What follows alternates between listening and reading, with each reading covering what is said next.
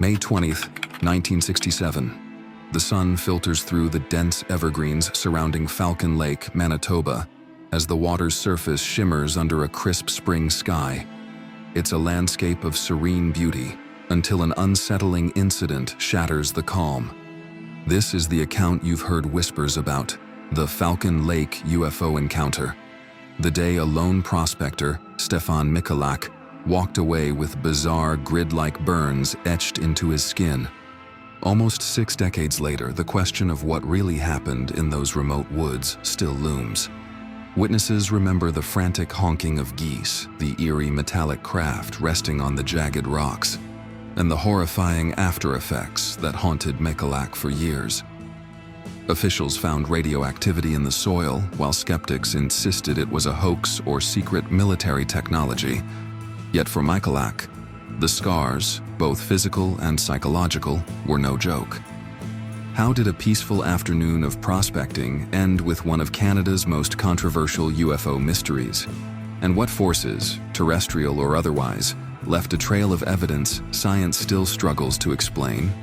To piece together the extraordinary claims, we must unravel every detail of that fateful day and the radiant blast that changed one man's life forever.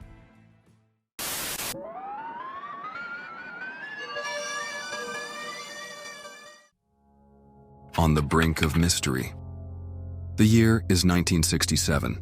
While the world watched the ongoing space race unfold and the Cold War lingered in the background, life around Falcon Lake, Manitoba, carried on in simple, predictable rhythms. This picturesque region, known for its still waters, dense pine forests, and rugged rock formations, drew outdoors enthusiasts from all walks of life. Fishing, camping, and hiking were part of the local culture, with families often venturing into the remote backcountry to enjoy the natural splendor. Few imagined that this serene landscape would soon host a phenomenon that would baffle authorities for decades. Stefan Michalak, a 51-year-old Polish immigrant, arrived in Canada seeking a better life.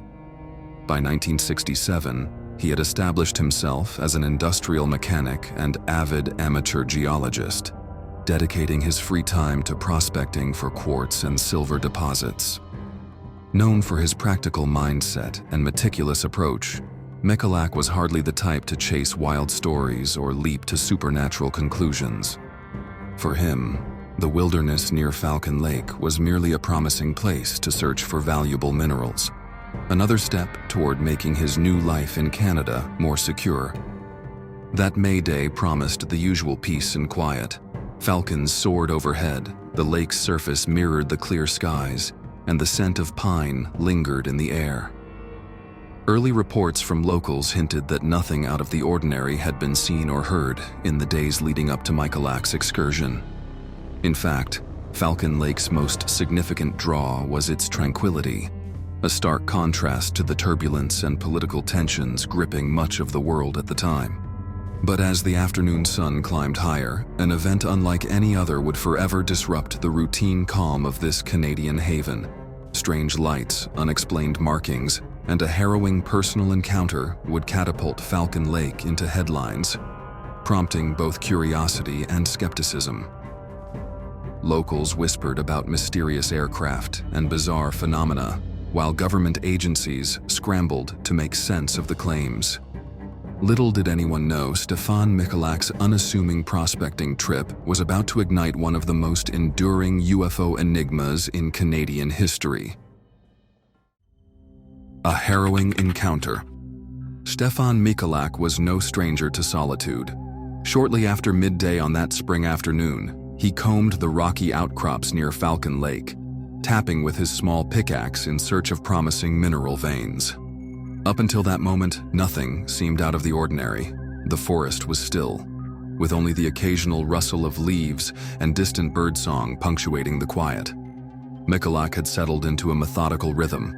Kneel, examine rock, move on, fully expecting the day to continue without incident. Yet, as he paused to chart his next steps, a sudden commotion overhead grabbed his attention. Geese flew by in frantic disarray, honking as though startled by something unseen. Following their panicked flight path, Michalak spotted not one but two luminous, cigar-shaped objects in the sky. He later described them as glowing with an intense red hue, like they were on fire from within. One craft hovered briefly, then shot away at remarkable speed. The other descended and landed on a flat rock about 150 feet ahead, stirring up dust and debris in a spectacle of swirling air. Intrigued and cautious, Michalak approached the strange object, noting its disc-like shape and highly reflective metallic surface.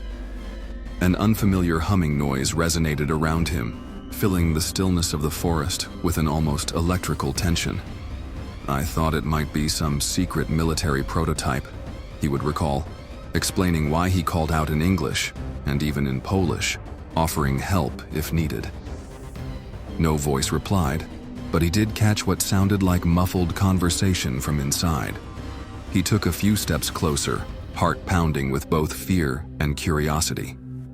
As Michalak reached a distance he considered safe, a hatch or door mechanism slid shut, sealing off whatever interior he'd momentarily glimpsed. The craft began rotating counterclockwise, revealing a grid-like vent on its surface. Fascinated, he touched the metallic shell with a gloved hand, only to jerk away in pain.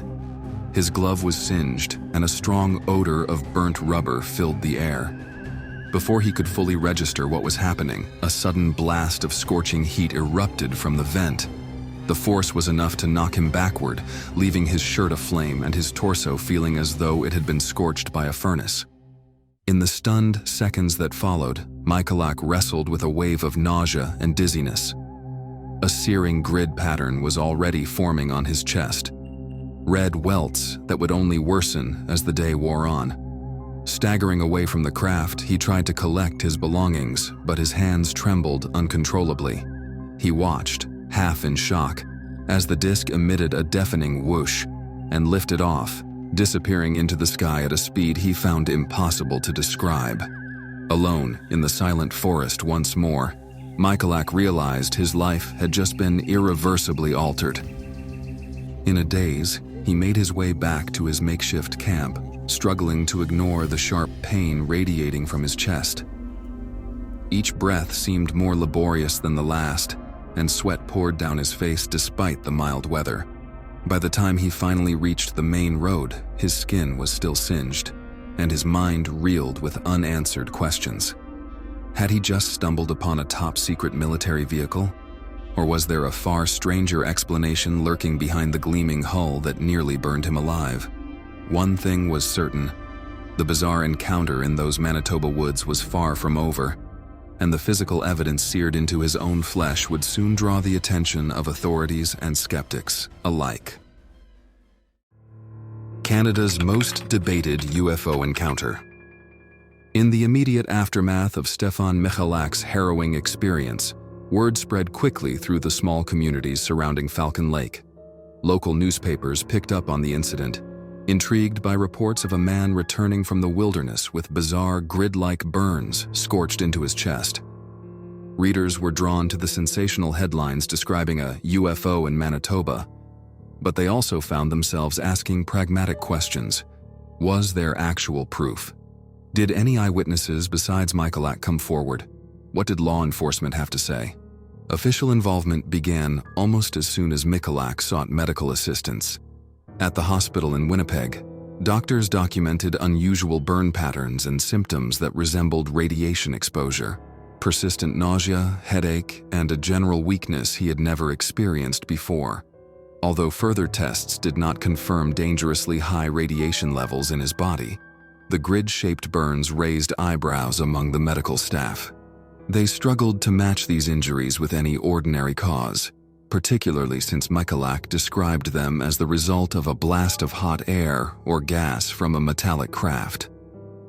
From there, the Royal Canadian Mounted Police, RCMP, and eventually the Canadian Air Force took an interest in the story.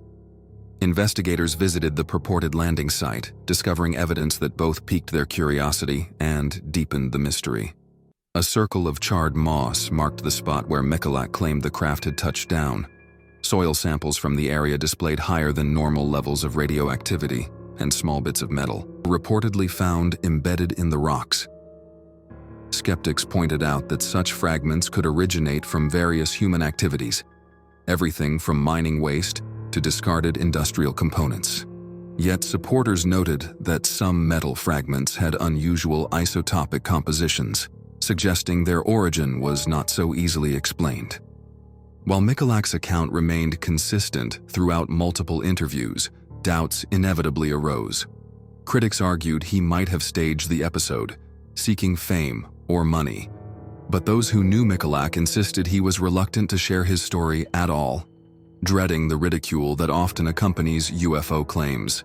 Indeed, he turned away many media requests, participating only when he felt compelled to set the record straight on what he believed to be a genuine encounter. Alternate theories sprouted like wildfire. Some maintained it was a secret military test flight, possibly a prototype aircraft or drone operating under clandestine conditions.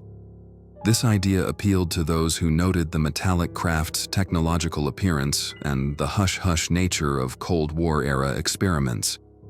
Yet others pointed to natural phenomena, such as ball lightning or swamp gas, although ball lightning rarely leaves the kind of enduring scorch marks or radioactive clues that investigators found. The hoax theory also endured, bolstered by claims that Michalak's injuries could be chemically induced or self-inflicted. However, no one presented a credible method for duplicating such precise, grid-pattern burns without causing even more severe harm. Experts from varying fields chimed in over the following months and years. Ufologists hailed the Falcon Lake Incident as an exemplar of a close encounter, noting the physical traces and Michalak's credible background. Some doctors and scientists remained skeptical, but they admitted that the combination of burn marks, metallic debris, and elevated radiation in the soil was difficult to dismiss outright. While no official government agency publicly concluded this event had extraterrestrial origins, the evidence pointed to something both unexplainable and extraordinary. Even decades later, researchers argue over the implications of Michalak's ordeal. Whether they lean toward a secret military craft, a cosmic visitor, or a more mundane explanation lost to time, one fact remains. The scars on Michalak's torso and the peculiar sight readings in those secluded Manitoba woods have never been completely accounted for. And that is precisely what continues to make the Falcon Lake Incident such a compelling and polarizing chapter in UFO lore. The Falcon Lake Enigma. Even decades later, the Falcon Lake Incident refuses to yield a definitive explanation. Stefan Michalak's consistent recounting of an unidentified craft, coupled with the physical evidence and unexplainable burns, continues to challenge even the most hardened skeptics. Authorities never officially confirmed a cause, leaving the door wide open for speculation. Was this a covert government experiment, an encounter with extraterrestrial technology, or something else entirely? An extreme but natural phenomenon yet to be understood? For the Michalak family and the community around Falcon Lake, the event remains far more than a sensational headline. Locals still recall the flurry of media attention and the public's fascination with those mysterious grid-like burns. In the years since, occasional UFO sightings have peppered the region's lore, each one reviving the question of what truly happened on that spring day in 1967. Could the blast of scorching air that struck Stefan Michalak have been the byproduct of a top-secret propulsion system? Or did he brush against something beyond our human frame of reference? Ultimately, no official verdict has satisfied every inquiry, leaving each generation to grapple with the same lingering puzzle. As you reflect on the Falcon Lake story, consider the sheer complexity of our universe, and whether a single incident in the Canadian wilderness might hint at deeper secrets hidden just beyond our grasp. Were the mysterious burns on Stefan Michalak's chest truly caused by an otherworldly craft, or might a more ordinary explanation be hiding just out of reach? Let me know your thoughts in the comments below. Thank you for watching Mr. Alien Files. If you enjoyed this ufology mystery, continue exploring the unexplained in our next video. Let's keep pushing the boundaries of what we know and what we dare to believe.